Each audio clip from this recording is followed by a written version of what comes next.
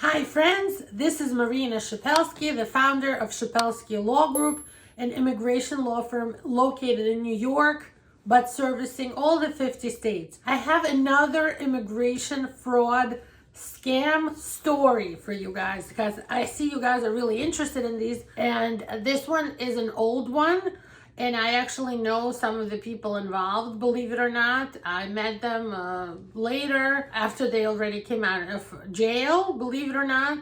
And this is a 2007 story from New York City. There was a whole group, like a conspiracy ring, of paralegals and one attorney who helped people basically fake VAWA cases. VAWA cases are cases where men and women can file for a green card through a marriage to a U.S. citizen, but it has to be a true, real marriage, and the person had to have abused them, like beat them, call them names, blackmail them, put them down, real abuse, financial, physical, moral, psychological, verbal, and all that, right?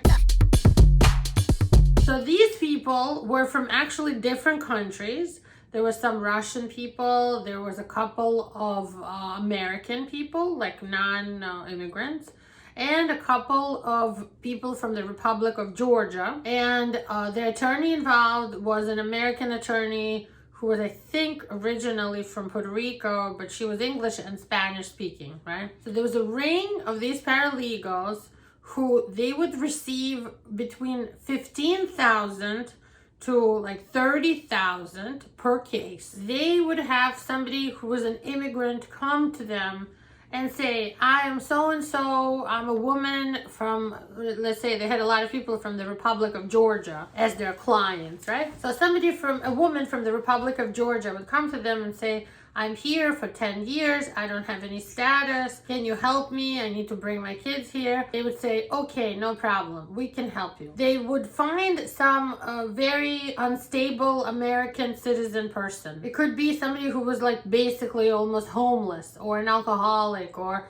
somebody who wasn't like a stable person, had no credit history, no job. So they specifically found those kinds of men, and sometimes women. They would marry them. They would help them get the marriage going. After that, basically, the client would never see their spouse again. Okay, there would be like 1 or 2 meetings for pictures. That's it. This paralegal would help them open a bank account in 2 names. So they had to see them a couple of times, right? They would go together with them to the bank, open a bank account, create some joint documents, help them do some pictures with the person, and then they would never see each other again. The person would probably either disappear or move or die, who knows? Because it didn't matter. They weren't planning to do a marriage case. They were planning to do VAWA case. So after a few months of having some joint papers, they filed for VAWA for these people. And how they got caught is because they were bad at it. They weren't good at filing these immigration cases. And soon they found this particular law office with this American attorney who was involved with this was filing like empty VAWA cases. So let's say when we send out a VAWA case, we put in all the documents for the petitioner, the immigrant, the self-petitioner, all the paperwork about the spouse, the joint documents, the police clearance, like we go all out, we write a story. But these people weren't doing that. They were like filing some BS skeleton, barely filled out forms. They didn't have much documents in there because they needed more time anyway. Maybe they were milking these poor people for more money, who knows? But because so many cases were filed and empty, and it didn't look like anything was happening in them, the government, which is the federal United States attorney for the Manhattan Southern District of New York, began investigating this. And from my experience, they usually have teams. And if this is a New York State or New York City case, that means they have a New York Police Department, NYPD, people on the team. They have the New York State Attorney General on the team. Since it's an immigration case, they have a federal U.S. attorney on the case, and sometimes they have people that are acting as informants and witnesses, and it becomes a complicated procedure. And they watch these people for 2-3 years sometimes. So before any arrests were made, believe me when I say the federal government and this task force that I just described to you, and I've met these people, okay? We're watching the paralegals who were making these fake VAWA cases for at least 2 years. And you can't imagine the kind of funding that goes into the money that the government spends on watching these fraudsters is so tremendous that when they finish it, there's so much evidence that there's no way that you could ever plea out to something small in one of these cases. These cases always put people in jail for a long time, with one exception, the lawyer. In this case, the attorney who was signing a lot of these cases was meeting these clients in a Dunkin' Donuts, in a McDonald's, at a diner. They never let them enter their office. They didn't want to have any evidence that this person ever came to their office, right? And when everybody got arrested, the attorney included, the attorney gave up everyone else. And I happen to know that the Russian-speaking paralegal accepted all the liability here and really tried to show that he was the main person who created this whole scam, and that the lawyer and some other women involved weren't, guilty. You should let them go. You should let me pay for it. He was a gentleman. I happen to have met him later when he already finished with his jail sentence. He got a few years. And one of his conditions was that he would never do immigration law again. And I'm not sure if he stuck to that or not, but he did go to jail, and he did jail time for this case, because after a while, the government arrested everybody involved. The only one who got away was the attorney. How I know? I've seen her in court after that many times. So that means she was fine. She kept her license.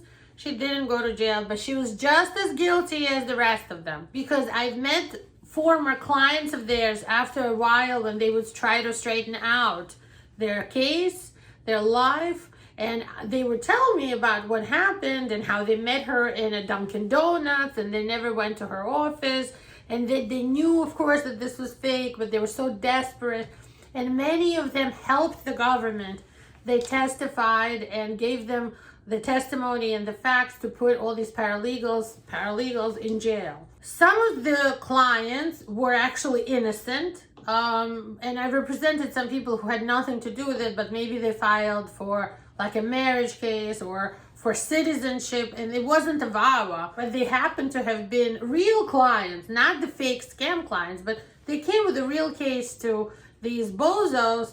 And it's interesting that their case was kind of arrested with all the other cases, because what happened was the district attorney, the United States attorney, took all of the cases, all of the files, and they had a lot of paperwork. So they kept all the files, like a law office kind of. And they arrested all of the files, and they weren't releasing them to anybody. In fact, I tried to write them a letter saying, I need a copy, I need to know what was filed, blah, blah, blah.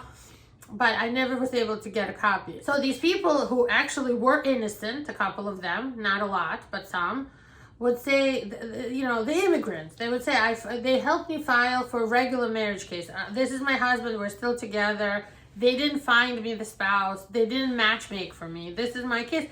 They just did the paperwork like a regular paralegal does. And I got stuck with the rest of the criminals in the cases, and there's nothing to do there, because how they got these people was, first of all, they were seeing these cases that were coming in empty, like with no proofs of the marriage, the VAWA cases. The I-360 VAWAs were filed badly and empty, so they could tell it's not a real case. Then they got some people to testify. They went and made some home visits, and they saw that there's no evidence that this woman ever lived with the alleged U.S. citizen husband. There's no proof that they ever lived together. The evidence was only because the paralegal did a matchmaking and matched these people up, married them, and then they never saw them again. You understand? So there's no marriage, they never met, if not for this whole case. And they all ended up doing a few years of jail. Different people got different sentences. The lawyer got out scot-free, which I think is unfair. And this guy, this paralegal, took the blame for all of them even though they all got some sort of a sentence. So that's another story from 2007 right here in New York, where we are. And I happen to have met some of these people, some of these characters, and I can talk about it only from what I heard and what I read in the news when everything was public and the indictment was announced. And that's all I can tell you. I hope you like this kind of content. We'll keep creating more videos that are interesting for you guys. Stick around. Please become a subscriber. Please become a follower. Give us a like if you like this video. And thank you so much for watching. Take care. Namaste.